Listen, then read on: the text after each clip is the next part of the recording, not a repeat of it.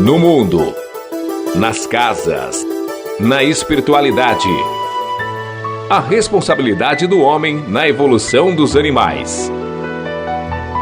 No ar, pela Web Rádio Meimei. Animais, nossos irmãos.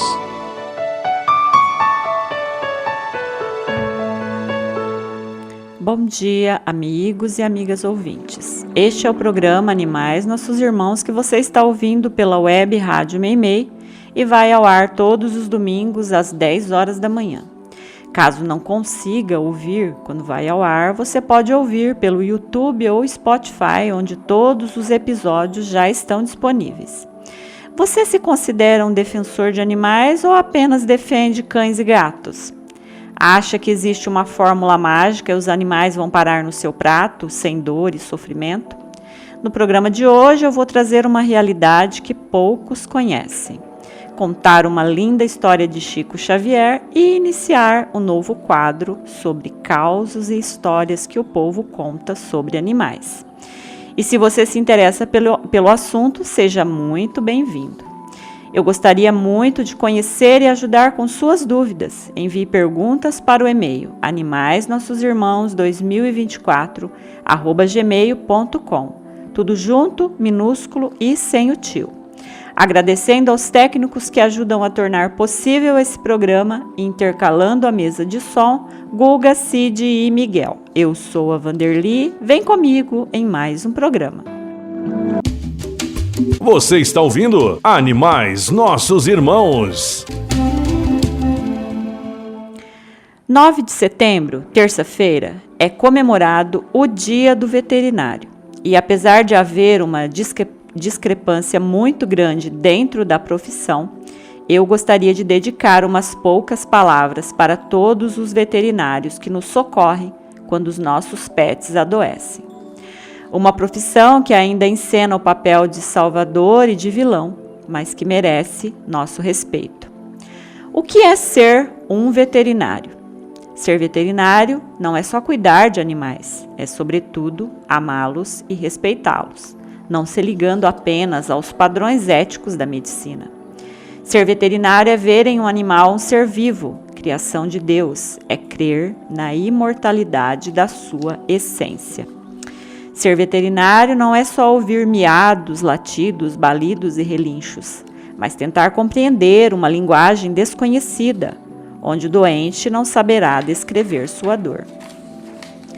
Ser veterinário é amar a natureza, gostar de terra molhada, do canto dos pássaros e do verde das matas. Ser veterinário é não se importar se os animais pensam, mas sim que sofrem. É dedicar sua vida a salvar vidas. Ser veterinário é aprender com o instinto, é perder medo, é ganhar amigos de pelos e penas que nunca irão decepcioná-los. Ser veterinário é odiar correntes e gaiolas, é ir além do cão e gato de cada dia e ver nos rebanhos mortos para o consumo os mesmos olhos doces e inocentes dos pets domesticados, aqueles escolhidos pelas famílias para serem amados. Ser veterinário é desvendar um mundo desconhecido, mas ao mesmo tempo tão igual. É ser capaz de entender um abanar de rabo, uma mordida de carinho, gratidões mudas, mas cheias de sinceridade. Ser veterinário é não perder a essência de quando era criança e queria levar todos os cães de rua para casa. Qualquer um pode se formar em medicina veterinária, mas poucos serão veterinários. E você, o que é? O ouvinte quer saber.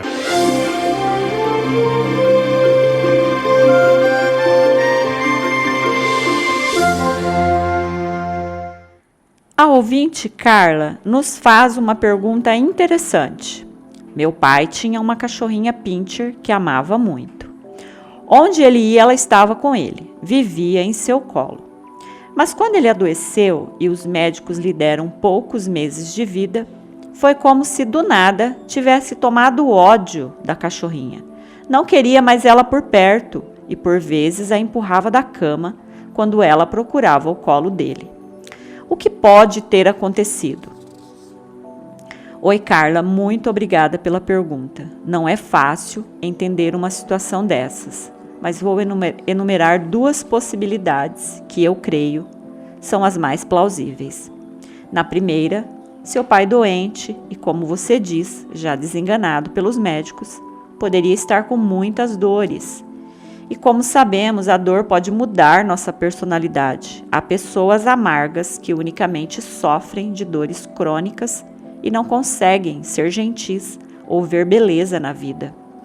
E a segunda possibilidade é que ele sabia que estava morrendo e que teria que se despedir. Imagina como deve ser difícil saber que deixará quem ama, saber da falta que fará. E como você diz, a cachorrinha vivia no colo dele. Não seria fácil para ela se acostumar com a partida. Talvez seu pai quisesse já desfazer o laço, quisesse que a Pinscher não sofresse. Eu tenho uma história muito parecida, mas não foi a morte que separou. Há algumas décadas, ainda em Bastos, um sobrinho meu precisou morar comigo por 2 anos.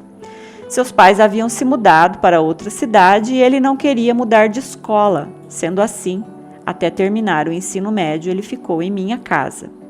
Eu tinha uma cachorrinha, Luma, que ele amava muito. Dava banho, cuidava, cantava para ela. Era muito bom ver os 2 juntos. Quando foi se aproximando o tempo dele ir embora, que já sabíamos quando seu pai viria buscá-lo, eu percebi que ele começou a desgostar da Luma.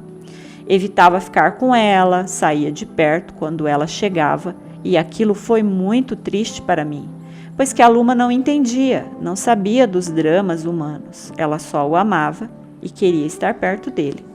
Descobri, tempos depois, que ele já se despedia dela, já se afastava.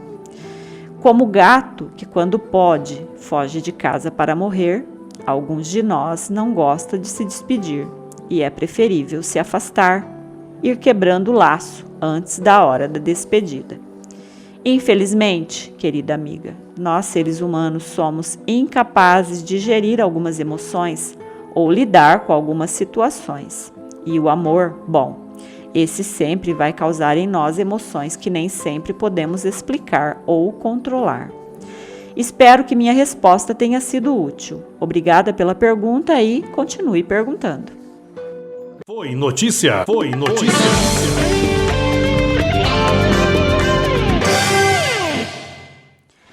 Há anos eu tento conscientizar de como o consumo de carnes é um mercado cruel e como podemos viver sem participar dele. Mas eu precisei me afastar um pouco dos artigos acalorados que escrevia, pois que as matérias que tinha que ler diariamente sobre os animais estavam tirando minha paz. Mas eu estou de volta ao trabalho de dar voz aos animais e, com isso, estou de volta às minhas pesquisas indigestas. Eu tento trazer para vocês coisas interessantes e legais, pois que eu sei que é isso que atrai, e poucas pessoas aceitam ouvir fatos tristes ou ter que rever atitudes por causa desses fatos tristes. E eu quero muito que esses programas sejam ouvidos e divulgados, mas eu não vou fingir que a crueldade não existe e ficar falando apenas o que atrai o ouvinte. Foi notícia recentemente, na Austrália, mais uma matéria sobre os maus tratos em fazenda de porcos para o abate. E as fotos são de revirar o estômago, sem dúvida alguma.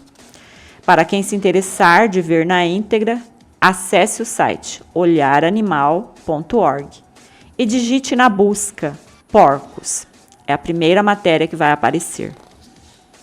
As imagens que mostram porcos vivendo ao lado de outros porcos mortos e até se alimentando das carcaças têm sido recebidas com choque e repulsa. Mas é importante lembrar que esse tipo de sofrimento não é nem de longe uma exceção. São imagens totalmente inaceitáveis e revoltantes e, sem dúvida alguma, fará você questionar seus hábitos alimentares. Para nos vender produtos de animais torturados e abatidos, a indústria da carne deve primeiro nos vender uma mentira, que os animais são felizes e caminham voluntariamente para a morte. Ao longo de décadas de publicidade, os consumidores de carne são convencidos e convencem de que os animais são tratados com respeito e que a morte seria, digamos, humanitária. A agropecuária tem convencido muitos de que comer animais é normal e necessário e que os animais não se importam de virarem alimentos. À medida que as denúncias de abuso contra os animais se tornam mais frequentes, os agricultores têm também trabalhado ainda mais para alegar que os atos de crueldade são o resultado de operadores desonestos, como se fosse uma maçã podre estragando todo o resto. Mas isso está longe de ser verdade. Não é essa a realidade dentro da maioria das fazendas de confinamento, onde os animais, porcos, vacas e outros, são forçados a viverem juntos, presos em limitadíssimos e repugnantes espaços. A verdade do presunto, bacon e tantos outros embutidos consumidos em larga escala são porcos vivendo situações de crueldade extrema, sendo abusados sexualmente por funcionários, maltratados, abandonados e confinados dentro de lamaçais de resto de outros porcos. E alguns, inclusive, para que não vá com nenhuma doença para o seu prato, devido à condição insalubre que é forçada a viver, são fervidos vivos para virar seu presunto. Informe-se, saia da zona do conforto, pois como dizia Albert Einstein, quando uma mente se expande para novas ideias, ela nunca mais volta ao tamanho original. E conhecimento nunca fez mal a ninguém, e no caso do consumo de carnes, fará muito bem a você e mais ainda aos animais. Foi notícia.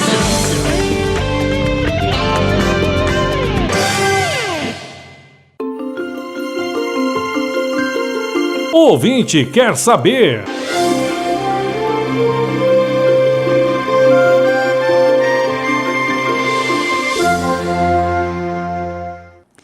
A pergunta veio de um ouvinte que diz: tenho anemia e meu médico me forçou a voltar a comer carnes. O que faço? Olá, amigo ouvinte, obrigada pela sua pergunta e, como resposta para a sua dúvida, procure uma segunda ou terceira opinião antes de colocar na mão de uma única pessoa as suas escolhas pessoais. Existem médicos que ainda estão presos aos tempos medievais e não aceitam uma dieta sem carnes. Eu não quero ir contra anos de medicina e não me considero apta a dar conselhos nutricionais a quem quer que seja. Mas eu vou fazer algumas perguntas. O que um animal tem a ver com a sua anemia? Quem decretou que um boi é responsável pela sua saúde?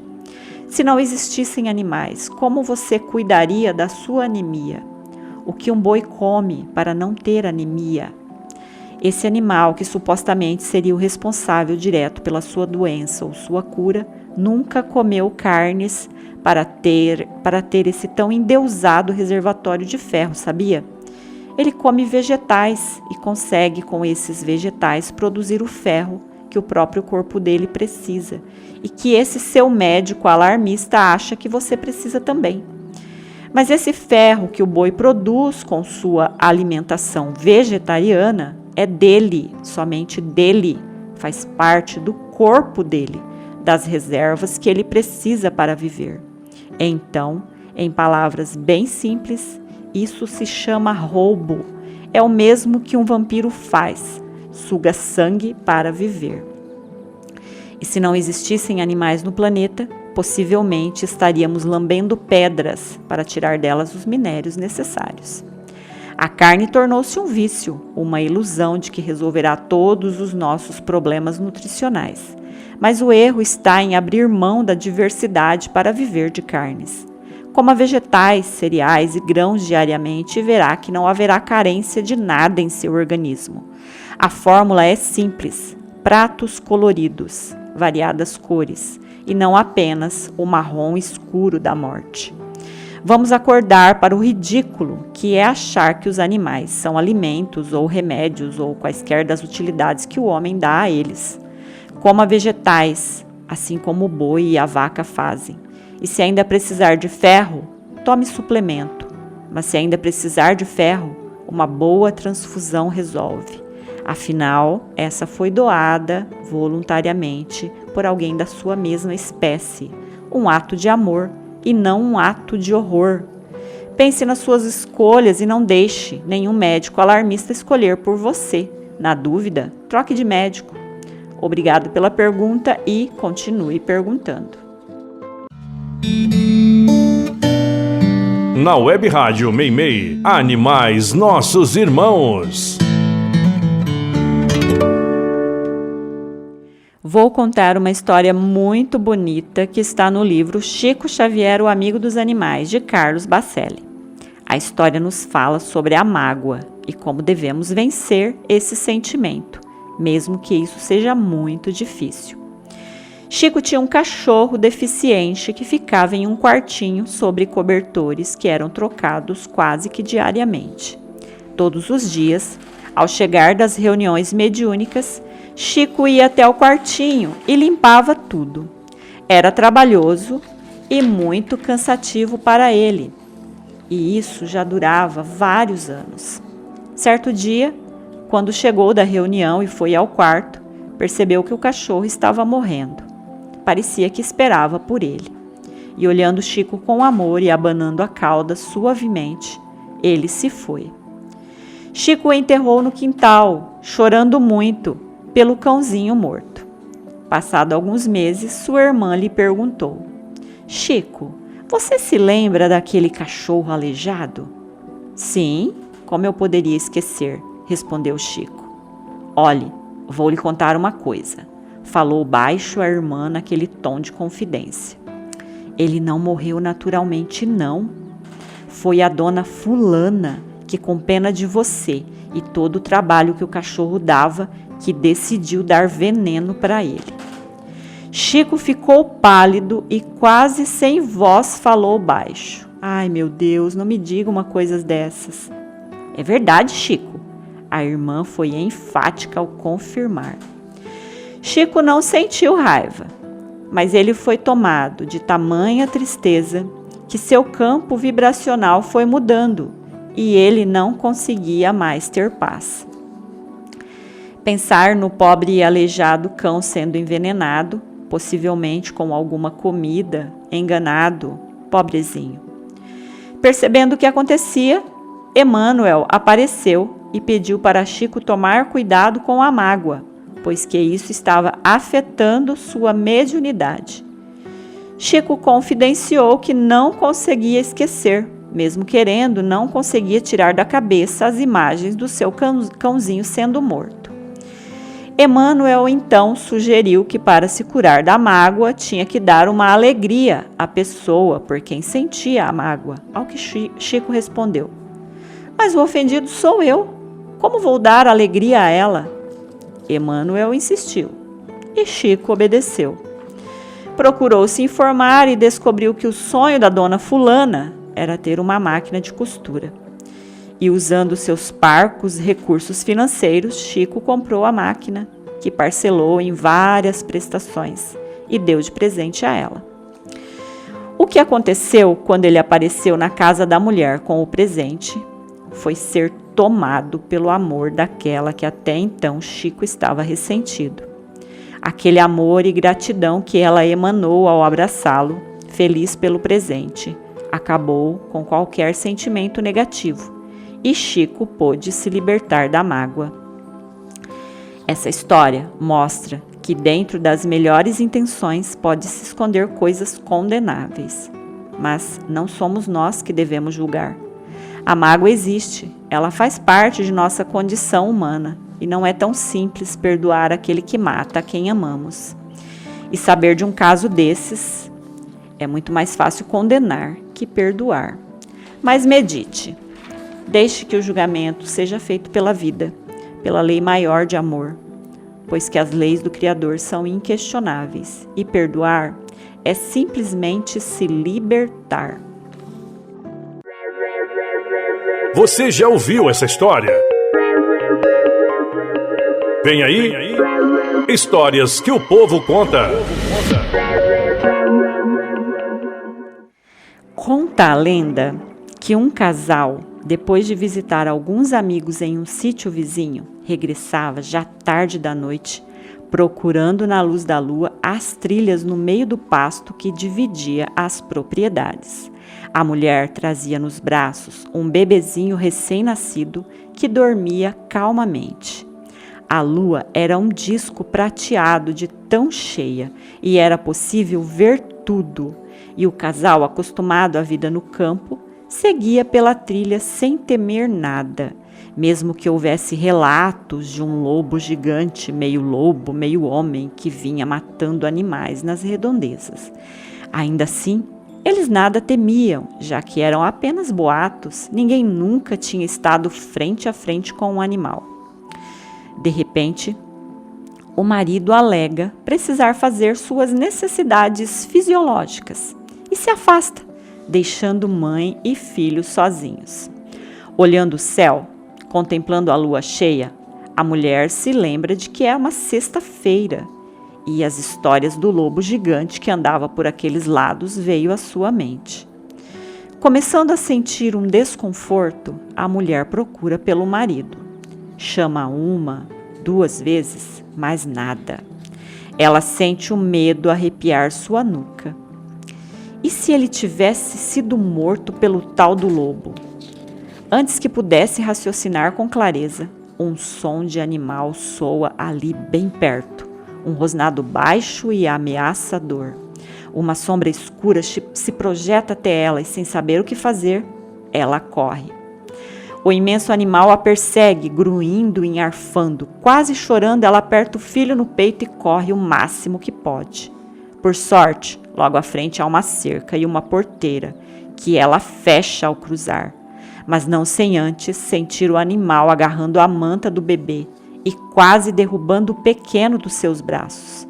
Mais uma vez ela se desvencilha e ainda vê a manta de lã azul sendo estraçalhada pelo animal antes de conseguir chegar até sua casa.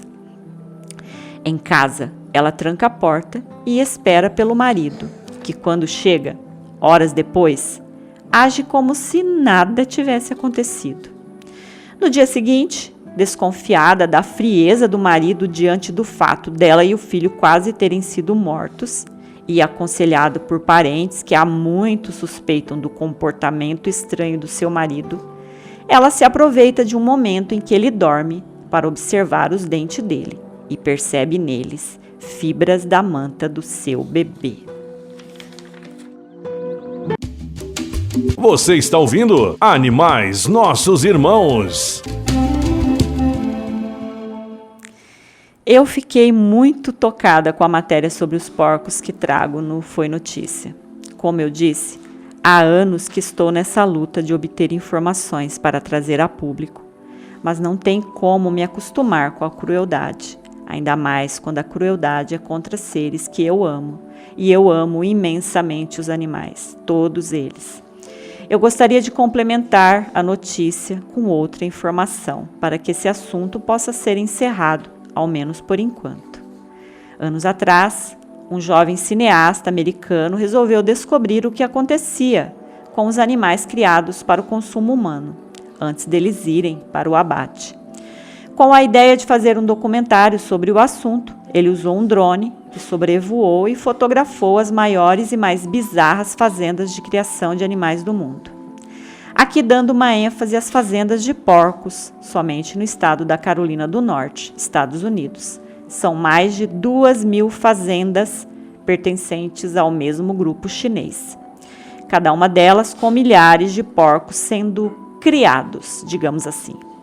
No meu conceito, a palavra criado soa como criação, cuidados, vida, mas na realidade dessas fazendas, o termo criado nada mais é que um amontoado de galpões com um amontoado de porcos, uns sobre os outros, sem espaço para se moverem. E a forma como esses animais são mortos, mais de 30 milhões por ano, tirariam a paz, até mesmo de quem não se questiona de onde vem seu presunto, seu bacon e outros embutidos feitos com as sobras. Nas imagens que o cineasta conseguiu, feitas do alto, um imenso lago de cor vermelha, com o tamanho de 4 campos de futebol, se destaca dos galpões. Nesse lago pútrido são depositados as fezes e a urina dos porcos.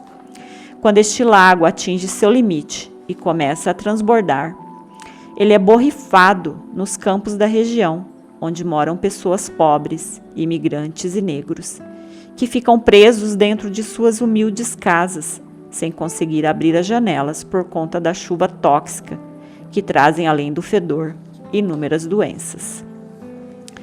Se você pensa que isso não lhe diz respeito, engana-se. Se você come carnes, lhe diz respeito sim. Isso diz respeito a todos nós, inclusive a mim, que já parei com o consumo, mas que tenho condições de falar aos quatro cantos a realidade desse hábito horrendo. E por mais que eu faça, ainda sinto que faço pouco, que estou em débito com os animais.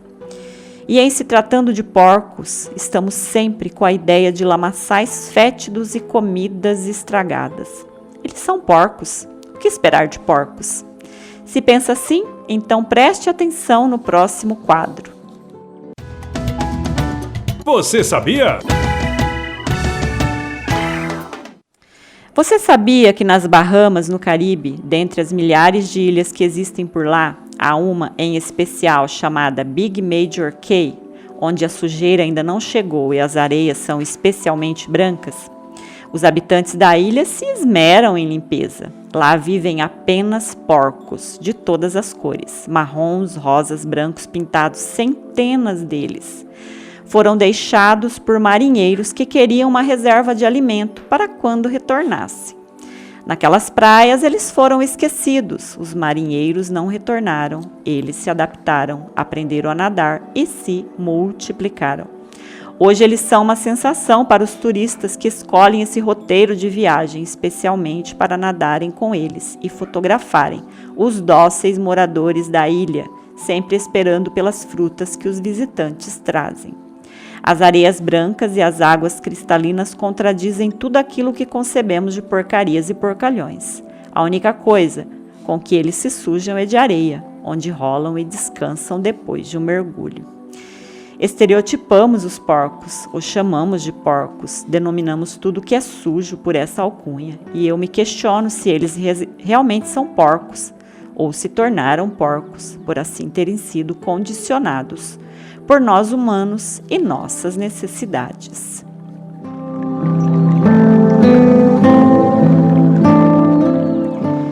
E chegamos ao fim de mais um programa. Espero que tenham gostado. Desejo a todos um excelente domingo. Que a paz de Jesus e o amor de Maria esteja com todos vocês.